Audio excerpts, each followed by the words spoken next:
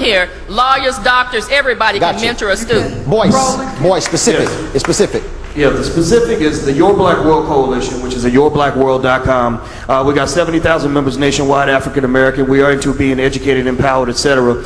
We have a financial literacy program we're creating to challenge people to add at least one revenue stream to their income, because you don't have job security if you've just got one job. Gotcha. So we're teaching that. Also, we're going to expand that program to reach out to incarcerated or formerly incarcerated individuals, so that we can learn to create jobs, not just go out and get jobs. That's very important. Gotcha. Hermine, quick, then Tamika. Roland, we need some new formulas. I want to pick up on something that Reverend Sharpton said. In 20 seconds. We spend the taxes. We pay the taxes, but proportionately what we get back from the taxes is not correct. Okay. So we need some new formulas in place for contracts with cities, state, and government. That's number one. Number two, in the White House. I don't know if it's Commerce. I don't know if it's President's office. I don't know where it is. We need a department. We need an overseer to look at what is going on in black business and the distribution. Okay. Anytime you do stimulus and we get 1%, something's wrong. Tamika, specific.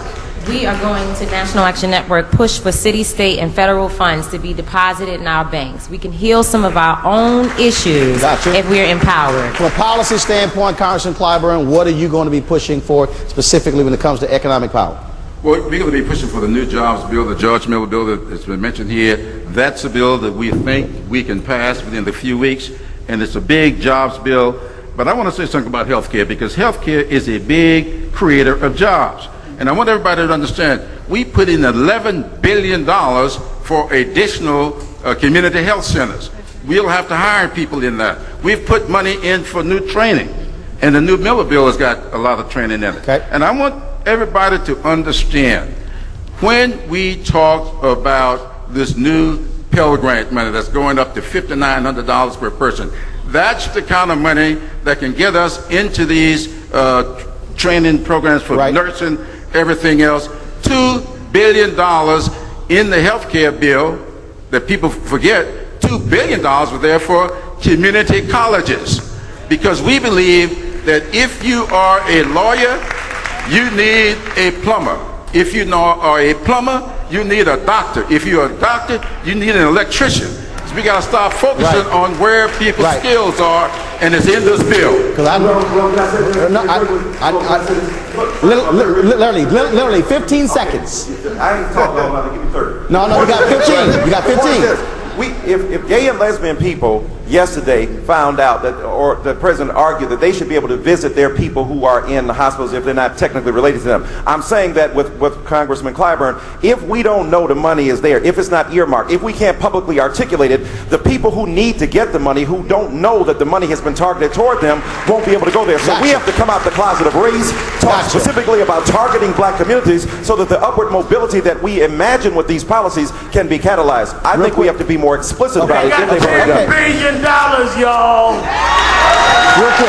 Real quick. You cannot separate education and economics. That's the problem. This is a holistic approach. Our people are miseducated not to vote in their self-interest. Specifically, we have to stop the miseducation of our children in school. There is no achievement gap. There is an excess opportunity gap, and we have to put our history, and my specific is this. The museum has started what we call the Rising Network. We will start anti-fear study groups. Fear stands for false evidence appearing real. We will start them in the church and communities. So at the grassroots level, our people will understand their history of greatness, and that we have been deceived into believing that our enemies are our friends. When we do that, they will vote in their best interest. So let me say this here. And Leslie, I'll be speaking for you right here. If you want to talk about economic power, if our folks drop out of school, do not graduate, you can forget all of this. So to achieve economic power, we've got to make sure they stay in school. When we come back,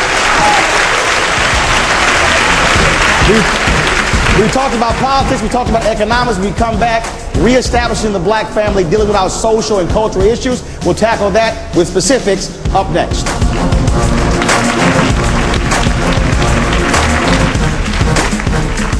Stay tuned for more of Measuring the Movement, and stay with News Talk 1090 AM WILD Boston, where information is power.